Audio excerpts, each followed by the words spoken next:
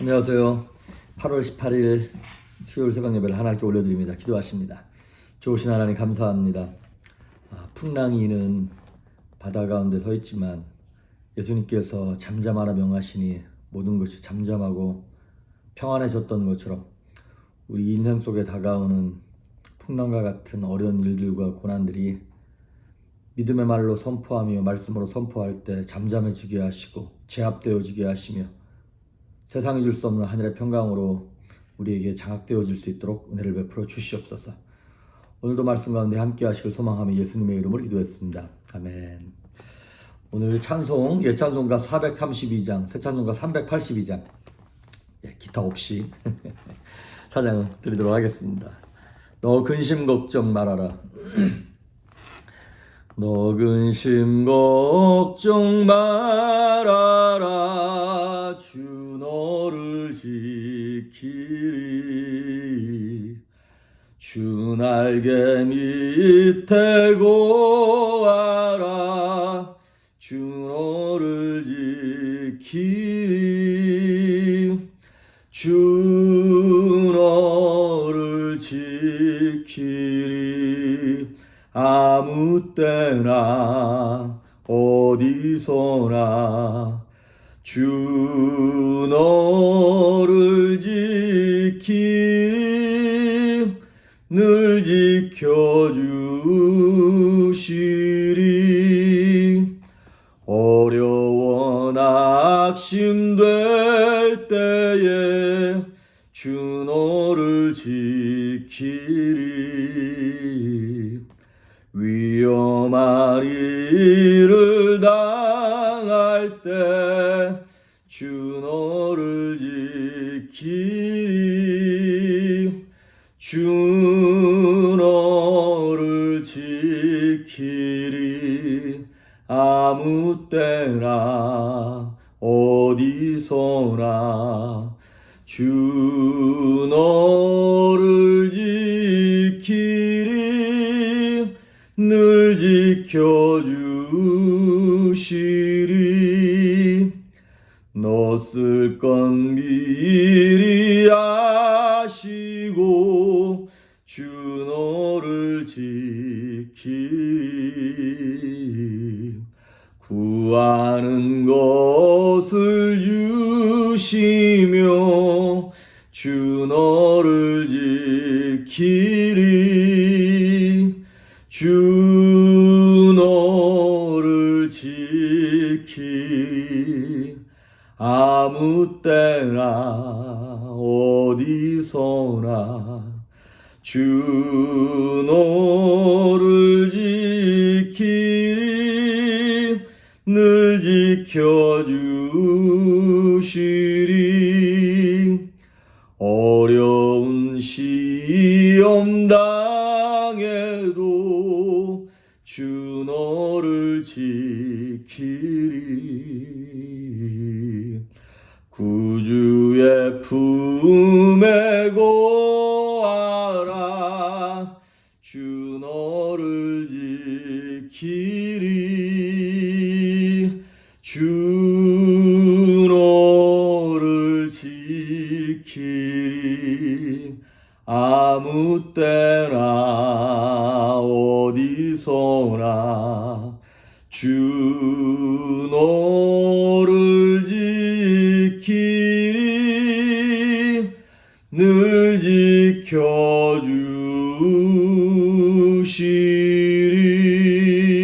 지켜주시리. 아멘. 오늘 우리에게 주시는 말씀은 사도행전 28장입니다. 28장 23절에서 28절에 있는 말씀까지, 사도행전 28장 23절에서 28절에 있는 말씀까지 봉독해 올립니다. 그들이 날짜를 정하고 그가 유숙하는 집에 많이 오니 바울이 아침부터 저녁까지 강론하여 하나님의 나라를 증언하고 모세의 율법과 선지자의 말을 가지고 예수에 대하여 권하더라. 그 말을 믿는 사람도 있고 믿지 아니하는 사람도 있어 서로 맞지 아니하여 흩어질 때에 바울이 한 말로 이르되 성령이 선지자 이사야를 통하여 너희 조상들에게 말씀하신 것이 옳도다. 일렀으되 이 백성에게 가서 말하기를 너희가 듣기는 들어도 도무지 깨닫지 못하며 보기는 보아도 도무지 알지 못하는도다. 이 백성들의 마음이 우둔하여져서 그 귀로는 둔하게 듣고 그 눈은 감았으니 이는 눈으로 보고 귀로 듣고 마음으로 깨달아 돌아오면 내가 고쳐줄까 함이라 하였으니 그런즉 하나님의 이 구원이 이방인에게로 보내어진 줄 알라. 그들은 그것을 들으리라 하더라. 아멘. 이제 정말 사도행전이 거의 끝나가고 있습니다. 자, 우리 사도 바울이 지금 로마에 도착해서 가택 연금되어 있죠. 23절에 보니까 그들이 날짜를 정하고 그가 유숙하는 집에 왔다 그랬어요. 로마 병사 한 사람이 지키고 있고 사도 바울은 집에서 사람들을 이제 자유롭게 맞이할 수 있습니다. 그래서 날짜를 정해서 그 집에 사람이 많이 왔다는 거예요. 근데 그 사람들이 아침부터 저녁까지 오므로 사도 바울이 그걸 강론했다고 얘기합니다. 참 이게 교회 부흥도 마찬가지고 우리 주변에 누구를 전도하는 것도 마찬가지고 우리가 열심을 내긴 내야겠지만 하나님이 붙여주셔야 되는 거더라고요. 하나님의 사람을 붙여주시고 길을 열어주셔야 이게 사람이 이렇게 오는 거더라고요. 그러니까 부흥은 전적으로 우리가 평양 대부흥운동 100주년 기념으로 다시 한번 부흥을 일으키자. 우리가 예수님을 빨리 재림하실 수 있도록 길을 만들자. 그런다고 되는 게 아니더라고요. 하나님의 타이밍, 하나님의 방법, 하나님의 뜻과 계획을 따라 되는 거더라고요. 우리는 그 안에서 겸손하게 열심으로 할 뿐인 거죠. 그래서 그 사람들이 왔을 때 바울이 하나님의 나라에 대해 증언했어요. 이 이스라엘 백성들은 그 하나님의 나라, 즉 자기들을 통하여서 유대민족을 통하여서 하나님의 나라가 이렇게 국가적으로 눈에 보이는 가시적인, 그래서 막 황제와 같은 왕이 일어나서 자기들을 잘 먹게 해주고 부강하게 만들고 하는 그런 하나님의 나라인 줄 알았어요. 그런데 사도 바울이 하나님의 나라는 하나님의 나라인데 그런 하나님의 나라가 아니라 예수님이 통치하시는 그 천국을 얘기하는 하나님의 나라를 얘기하고 있는 거죠. 그러면서 율법과 모세의 율법과 선지자의 말을 가지고 예수에 대하여 권하더라. 그러니까 구약 성경을 얘기할 때 율법과 선지자, 그러면 이게 구약 전체를 얘기하는 거예요. 그러니까 구약에서 계속 얘기하는 게 누구냐? 메시아 아니냐? 근데 그 메시아가 누구냐면 바로 유대인들이 죽였던 나사렛 예수, 그분이 바로 메시아, 그리스도다, 기름 부음 받은 자다라는 거를, 그리고 그분이 10년 가운데 오셔서 성령으로 오셔서 우리를 통치하시고 그분이 원하시는 백성으로 이끌어 가실 때 그분의 통치권, 말씀의 어떤 그 영향력이 전해지는 곳이 하나님의 나라다라는 것을 사도 바울이 유대인들에게 지금 계속 권하여서 전도하고 있었던 것이죠. 그런데 24절에 보니까 사도 바울이 하는 말을 믿는 사람도 있고 안 믿는 사람도 있었다는 거예요. 사도 바울이 얼마나 복음을 잘 깨닫고 능력 있는 사도입니까? 그런데 사도 바울이 전에도 안 믿을 사람은 안 믿는 거예요. 그런데도 불구하고 사도 바울은 실망하지 않습니다. 25절에도 보니까 서로 맞지 아니하여, 어떤 사람은 이거 진짜다, 아니다, 이상하다 이렇게 얘기했겠죠? 서로 맞지 않아 흩어질 때 바울이 한 말로 이르되 성령이 선지자 이사야를 통하여 저들에게 말씀했다. 이게 들을 게 있는 자들이 듣는 것인데 못 듣는 자도 있다는 것이죠. 그럼에도 불구하고 사도 바울은 실망하지 않았습니다. 왜냐하면 바울의 사명, 어쩌면 우리의 사명이에요. 성도들의 사명은 무엇이냐면 씨를 뿌리는 것입니다. 여러분, 씨를 뿌리면 당장에 열매가 나는 게 아니죠. 이건 시간을 요하는 것입니다. 그래서 고린도전서 3장 6절에 보면 바울이 얘기하기를 나는 심었고 아볼로는 물을 줬다. 하지만 그것을 자라나게 하시고 열매 맺게 하시는 분은 하나님이시다 그랬어요. 당장 안 보이고 누가 열매를 맺고 누가 구원을 받을 사람인지 우리는 몰라요. 우리가 해야 될 일은 말씀을 전하기만 하면 되는 거예요. 복음을 전하기만 하면 되는 거예요. 그러면 하나님의 때가 되면 또 다른 누군가를 통하여 물 주고 열매 맺게 하시는 역사를 하나님이 이루시겠다는 것입니다. 그래도 우리가 해야 될 일은 저들이 듣든지 아니 듣든지 예수님 자랑을 하고 복음을 전파하는 것이죠. 선포하는 것이죠. 자, 그렇게 25절에 사도 바울이 선지자 이사야가 이 유대인들을 향하여 얘기했다. 너희 조상들이 이미 우리가 어떻게 반응할 거를 이사야 선지자를 통하여 말씀하셨다. 그게 뭐냐면 26절, 27절. 바로 이사야서 6장 9절과 10절에 있는 말씀을 사도 바울이 인용하면서 하는 얘기예요. 이렇게 나와 있습니다. 이 백성에게 가서 말하기를 너희가 듣기는 들어도 도무지 깨닫지 못하며 보기는 보아도 도무지 알지 못하는도다. 보고 있는데 듣고 있는데 못 깨달아요. 영적인 장님이고 소경인 거죠. 이 백성들의 마음이 우둔하여져서 미련하여지고 완악하고 강팍해졌다는 얘기죠. 그 귀로는 둔하게 듣고 그 눈은 감았으니 이는 눈으로 보고 귀로 듣고 마음으로 깨달아 돌아오면 내가 고쳐줄까 함이라. 그렇습니다. 수천 년 전에 이스라엘 백성들에게 이사야를 통하여 하셨던 그 이스라엘 백성들의 그 완악하고 우둔한 마음이나 2000년 전 사도 바울을 통하여 전파했을 때 마음을 닫고 있는 그들의 마음이나 2021년을 살아가는 지금 우리들의 마음이나 우리도 마찬가지 않을까요? 비록 예수님을 깨달았긴 했지만 주일마다 새벽마다 순간마다 하나님께서 우리에게 감동 주시고 말씀하시는데 우리의 눈과 귀가 어두워져서 못 듣고 못 깨닫고 그러진 않는지요. 자, 유대인들이 결국에는 이 예수 그리스도 율법과 선지자를 통하여 전파되어진 메시아를 받아들이지 않냐고 십자가에 달아 죽여버렸죠. 그러므로 말미암아 결국에는 이 구원의 복음이 어디에게로 가는 것이냐면 28절 그런즉 하나님의 이 구원이 이방인에게로 보내어진 줄 알라 이렇게 나와 있어요. 이스라엘 백성들 스스로가 선민, 초슨 피플이라고 얘기합니다. 뽑힌 사람들이라는 거예요. 그래서 자기들이 먼저 구원받고 자기들만 구원받는다고 생각을 했어요. 그런데 하나님의 계획은 그게 아니라 너희를 통하여 모든 이방민족을 구원하는 것이 내 뜻이 하라 그랬는데 아니라는 거예요. 이방인들은 다 개와 돼지 같다는 거예요. 그러면서 자기들만 잘나서 뽑힌 줄 알았어요.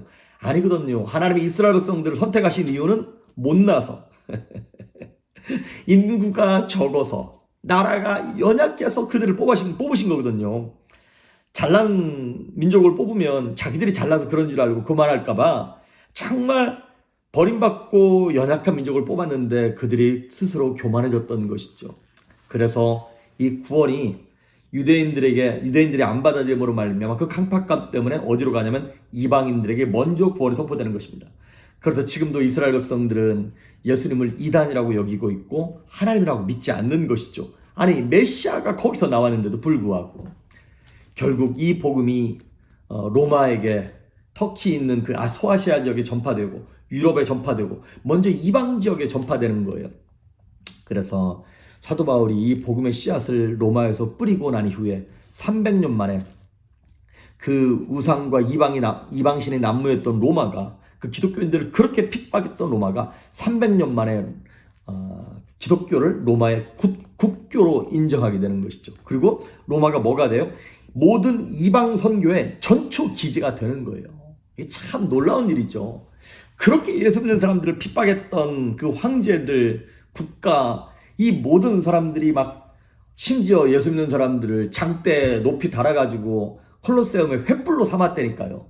예수 믿는 사람들 머리끝부터 발끝까지 껍질을 벗겨 죽였다니까요. 그 로마가 예수님을 믿는 그런 나라로 변화되면서 이방 민족들에게 복음을 전파하는 나라가 되는 거예요. 그래서 그 당시에 모든 길은 로마로 통한다 그랬죠. 로마가 정치, 경제, 군사 이 모든 면에서 다 뻥뻥뻥 뚫려 있는 것이죠.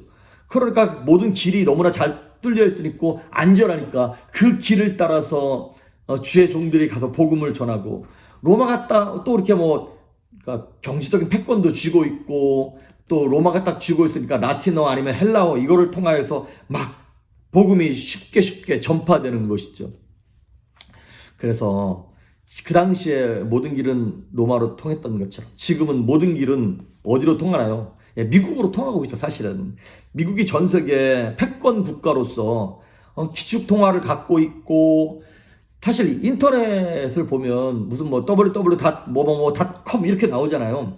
그런데 우리 대한민국만 해도 co.kr 이렇게 나오잖아요. kr이 붙고 일본은 jn인가 뭐가 붙고 각 나라들마다 뒤에 뭐가 붙어요. 자기 나라. 여긴 독일이야, 한국이야 붙지만 미국은 인터넷이 자기 거거든. 그러니까 .us.com 이렇게 안 하고 그냥 .com으로 딱 통하잖아요. 그러니까 모든 길은 미국으로 통하면서 모든 길은 다 인터넷으로 통하고 모든 길은 달러로 통하는 거고 모든 길은 영어로 통하는 거잖아요. 그러니까 영어, 달러, 무슨 인터넷, 국력, 국방, 이 모든 것들을 다 쥐고 있는 21세기의 로마가 지금 미국이다 이 말이죠. 그래서 하나님께서 미국을 아직 대체할 만한 나라가 생기지 않죠. 중국이 그렇게 나대고 있지만 좀 있으면 쪼개질 것 같은데 그러면 이 시대의 로마와 같은 미국에 저와 여러분을 보내신 이유가 과연 무엇일까? 그리고 더군다나 미국 안에서도 가장 앞서가고 어떤 직장이나 경제나 또 교육적인 면에서나 뭐 이런 부분에서 가장 앞서가는 실리콘밸리에 저와 여러분을 보내셨잖아요. 죄불교회를 세우셨고 우리 자녀를 여기 보내신 이유가 과연 무엇일까? 돈 많이 벌어서 좋은 집 사가지고 잘 누리라고 그게 다할까 과연? 아시다시피 이 북가주가 늘 말씀드리지만 전 세계에서 가장 많은 다민족, 다인종이 모여있는 곳이 바로 여기입니다. 그리고 뭐 집값도 가장 비싸고 페이도 가장 많이 받고 또 교통도 그렇잖아요. 여기가 태평양으로 나가고 미국 전역으로 나가는 가장 중요한 곳에 위치해 있고 여러분 여기 샌프란시스코 공항, 산호세 공항, 오클랜드 공항 이 세 개가 모두 다 국제공항인 거 아시죠? 인터내셔널 에어포트예요. 산호세도 마찬가지고 오클랜드도 좀 작긴 하지만 다 국제공항이에요. 미국 안에서 국제공항이 30분 거리 안에 세 개가 있는 곳은 여기랑 뉴욕밖에 없어요. 뉴욕은 30분도 더 걸리는 것 같은데 보니까. 그러니까 오히려 여기가 더 아주 그냥 집약되어서 전 세계의 돈과 브레인들과 무슨 이 모든 것이 다 모여있게 하신 곳에 저와 여러분을 두셨다 이 말이죠. 왜 그럴까요? 우리로 하여금 복음의 기치를 높이 들고 우리가 정말 먼저 본을 보여서 다른 민족, 타민족에게도 복음을 증거하고 전해야 하는 그러한 사명을 주신 것이 아닐까. 그 일을 위해 우리가 먼저 든든히 서고 우리의 자녀들 영어 잘 되지, 인터넷 뭐 잘 활용하지, 이런 우리의 자녀들을 잘 훈련함으로 말미암아 이들을 통해서 이 다민족들을 구원하는 일에 우리를 쓰시려고 하는 것이 아닐까. 또한 우리 교회도 뭐 부족하긴 하지만 우리 여기 625 목사님 하시는 원보이스 같은 사역도 이렇게 조금씩 돕고 있고 앞으로는 좀 더 긴밀한 사역도 같이 해야 되지 않을까. 그렇습니다. 하나님께서 우리를 이 땅에 보내셔서 살아가는 동안 많은 문제들을 우리가 겪어요. 우리가 어제 말씀드렸던 것처럼 살면서 자녀 문제, 부부 문제, 물질 문제, 건강 문제, 여러 가지 문제가 있지만 이 모든 풍랑과 같은 문제에 대한 해답은, 이 땅에서의 문제에 대한 해답은 이 땅에 있는 것이 아니라 그 파도에 있는 것이 아니라 하늘에 있다는 것이죠. 그 하늘을 봐야 하는데 문제는 우리가 자꾸 정답만 찾고 있다는 것이죠. 그런데 우리에게 정답이 있어요. 그런데 사실 정답이라고 하는 말보다는 해답이라고 하는 말이 맞습니다. 정답은 그냥 이러면 이거면 이거 딱딱딱 그냥 정해져 있어요. 그래서 사람들이 그 공식을 알아가려고 한단 말이죠. 그런데 하나님이라고 하는 우리의 창조주가 되시고 우리 문제에 해답 되시는 우리 하나님은 정답이 아니라 해답에 가까운 분이에요. 뭐냐면 문제가 왔을 때 이 문제를 풀어가는 과정에서 나와 하나님과의 영적인 관계, 기도의 분량, 나의 겸손의 상태, 뭐 이런 모든 것들을 하나님께서 다 감안하시면서 문제를 해결하시고 우리한테 해답을 보여주시는 것이죠. 그래서 공식과 같은 정해진 정답이 아니라 인생은 정해진 정답이 없고 오직 해답만 있습니다. 뭐냐면 예수님과의 관계, 성령님과의 관계를 통한 성령 충만함. 그래서 그 성령 하나님과의 관계 속에서 오는 생명력을 유지할 때 결국에는 우리를 통하여 열매 맺게 하시는 것이죠. 사도 바울도 보십시오. 사도 바울이 막 1, 2, 3차 전도여행을 하고 할 때 막 모든 게 빵빵 다 잘 풀린 게 아니지 않습니까? 두들겨 맞고 감옥에 들어가고 가이사랴 감옥에 2년 동안 있다가 죄수의 몸으로 또 이렇게 오고 정답이 있는 게 아니에요. 그 과정 속에서 하나님께서 막으셨을 때 기도했더니 열어주시고 또 기도했더니 막으시고 또 여시고를 반복하면서 하나님께서 작정하시고 원하셨던 그 해답의 길로 우리를 인도하게 되시는 것이죠. 스가랴 4장 6절에 보면 이는 힘으로 되지 아니하고 능으로 되지 아니하고 오직 나의 신으로 된다 그랬어요. 성령으로 된다는 것이에요. 성령님을 우리 안에 모셔드릴 때 성령께서 어제 주신 은혜가 다르고 오늘 우리에게 주시는 은혜가 다릅니다. 그 만나와 같은 은혜를 오늘도 또 엎드리며 우리가 겸손하게 낮아짐으로 말미암아 미련한 인생 속에 역사하시는 하나님의 은혜를 붙듭시다. 저도 요즘에 그 지혜가 없음을 인하여 탄식하며 정말 너무너무 속상할 때가 많습니다. 교회를 이끌어가는데도 어찌 이렇게 미련하고 멍청하고 무식한지, 자녀를 키우는 것도 어찌 이렇게 부족한지. 근데 그때마다 하나님이 동행하시는 해답이 필요합니다. 이 땅의 문제를 바라볼 것이 아니라 주님만 봅니다. 성령 하나님 인도해 주십시오라고 하는 그 겸손한 마음으로 엎드리는 것 외에는 방법이 없더라고요. 오늘도 여러분 힘으로 능으로 되지 않는 오직 나의 신 성령으로 말미암아 승리하는 여러분 될 수 있기를 주의 이름으로 축복합니다. 기도하십니다. 참 좋으신 하나님 감사합니다. 인생에 많은 문제가 닥쳐올 때마다 세상에 정해진 공식과 같은 정답을 찾지만 하나님은 우리에게 요구하는 것이 매 순간마다 성령님과의 관계를 요구하고 겸손한 마음, 가난한 심령을 요구하시는 성령의 충만함을 원하셨습니다. 하나님, 우리 하나님께서 베푸시는 관계 속에서 생명을 찾아가게 하시고 해답을 찾아갈 수 있는 성령 충만한 성도들 되게 하여 주시옵소서. 오늘도 담대하게 승리할 수 있기를 소망하며 예수님의 이름으로 기도했습니다. 아멘.